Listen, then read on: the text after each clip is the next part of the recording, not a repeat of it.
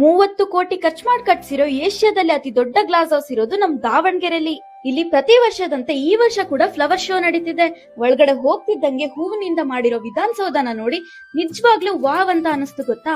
ಇನ್ನು ಈ ಕಡೆ ಬಂದ್ರೆ ನಮ್ ದೇಶಕ್ಕೆ ಅನ್ನ ಕೊಡುವಂತ ರೈತನ ದೃಶ್ಯ, ಇನ್ನೊಂದ್ ಕಡೆ ನವಧಾನ್ಯಗಳಿಂದ ಮಾಡಿರೋ ನಮ್ ದಾವಣಗೆರೆ ದುರ್ಗಮ್ಮ, ಜೊತೆಗೆ ಕರ್ನಾಟಕದ ಪೊಲಿಟಿಷಿಯನ್ ನಮ್ ಶಾಮನೂರ್ ಶಿವಶಂಕರಪ್ಪನವ್ರ ಚರಿತ್ರೆ, ಅವ್ರು ಮಾಡಿರೋ ಕೆಲಸಗಳನ್ನೆಲ್ಲ ಇಲ್ಲಿ ಬ್ಯೂಟಿಫುಲ್ ಆಗಿ ಡಿಸ್ಪ್ಲೇ ಮಾಡಿದ್ದಾರೆ. ಹಂಗೆ ಮುಂದೆ ಬಂದ್ರೆ ಪದ್ಮಶ್ರೀ ಸಿಕ್ಕಿರೋ ಸಾಲು ಮರದ ತಿಮ್ಮಕ್ಕನ ಕೂಡ ನೀವು ನೋಡ್ಬೋದು. ಇನ್ನೊಂದ್ ಕಡೆ ವಿಜಯನಗರ ಸಾಮ್ರಾಜ್ಯದ ಹಂಪಿ ರಥನ ಕೂಡ ವಿಧ ವಿಧವಾದ ಹೂಗಳಿಂದ ಅದ್ಭುತವಾಗಿ ಮಾಡಿದ್ದಾರೆ. ಎಲ್ಲಾ ತರಹದ ತರಕಾರಿಗಳಿಂದ ಇಲ್ಲಿ ಅಲಂಕಾರ ಕೂಡ ಮಾಡಿದ್ರು. ಹಾಗೆ ಬೇರೆ ಬೇರೆ ಹಣ್ಣುಗಳನ್ನ ಇಲ್ಲಿ ಬ್ಯೂಟಿಫುಲ್ ಆಗಿ ಪ್ರದರ್ಶನಕ್ಕೆ ಕೂಡ ಇಟ್ಟಿದ್ರು. ಅಷ್ಟೇ ಅಲ್ಲ, ಇಲ್ಲಿ ಫುಡ್ ಸ್ಟಾಲ್ಸ್, ಬಟ್ಟೆ ಸ್ಟಾಲ್ಸ್, ಹಾಗೆ ಗಿಡಗಳ ಸ್ಟಾಲ್ಸ್, ಇನ್ನು ಸುಮಾರು ಸ್ಟಾಲ್ಸ್ ಗಳು ಕೂಡ ಇದ್ವು. ನೀವಿನ್ನ ಗ್ಲಾಸ್ ಹೌಸ್ ನೋಡಿಲ್ಲ ಅಂದ್ರೆ ಬೇಗ ಇವತ್ತೇ ಪ್ಲಾನ್ ಮಾಡಿ. ಹಾಗೆ ಈ ವಿಡಿಯೋನ ಶೇರ್ ಮಾಡಿ, ಫಾಲೋ ಮಾಡೋದನ್ನ ಮರಿಬೇಡಿ. Download ShareChat.